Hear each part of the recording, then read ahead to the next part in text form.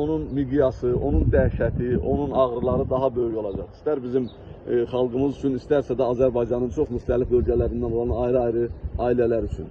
Dəhşətli bir hadisədir. Hansı qəddar, hansı amansız bir dırnaq arası dövlətlə, bir rejimlə üz-üzə olduğumuzun növbəti bariz təzahürüdür.